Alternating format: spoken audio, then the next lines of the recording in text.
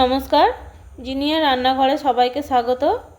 আজকের এই হবে মাটন কষা। এই দেখুন কত সুন্দর মাটনগুলো, এটা কিন্তু রেয়াজি মাংস আর চর্বিও কি সুন্দর দেখুন। আজকের কিন্তু পুরো জমে যাবে।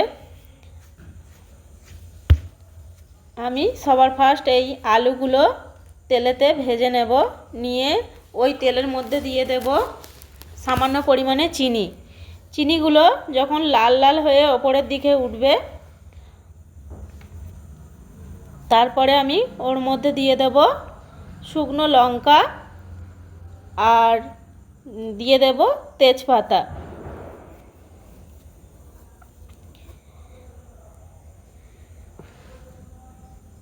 শুকনো লঙ্কাগুলো দেখুন যখন একদম লাল লাল হয়ে যাবে, ওর মধ্যে আমি দিয়ে দেব গোটা গরম মশলা। সিলে কিন্তু আমি থেতো করে রেখে দিয়েছিলাম, যার মধ্যে আছে এলাচ, দারচিনি, লবঙ্গ। ওটা আমি তেলের মধ্যে দিয়ে দেব।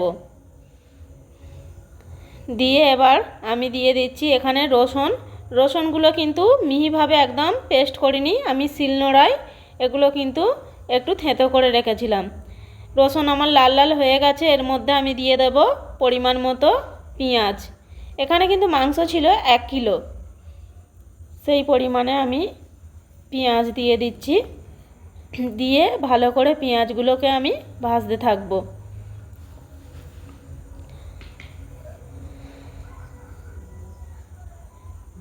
আর পেঁয়াজ যাতে একটু গলে যায় তার জন্য আমি নুন অ্যাড করব। আর এদিকে আমি এখানে লঙ্কা গুঁড়ো আর হলুদ গুঁড়ো সামান্য পরিমাণে জল দিয়ে কিন্তু কাদা কাদাভাবে মাখিয়ে রাখছি।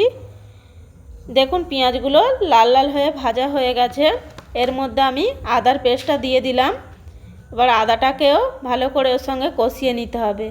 নিয়ে আমি যে হলুদ গুঁড়ো আর লঙ্কা গুঁড়োটা একটু কাদা কাদা করে গুলে রেখেছিলাম জল দিয়ে, ওটা দিয়ে আমি এখন আবার একটু কষিয়ে নেব। এরপরে আমি এই মাটনগুলো এর মধ্যে দিয়ে দিচ্ছি। মশলা কিন্তু আমার সুন্দরভাবে কষানো হয়ে গেছে, কত সুন্দর তেল ছেড়েছে দেখেছেন। এবারে আমি এই মাটনগুলো দিয়ে ভালোভাবে কষাতে থাকব। মাটন তো একটু ভালো করে কষাতে হবে এটা।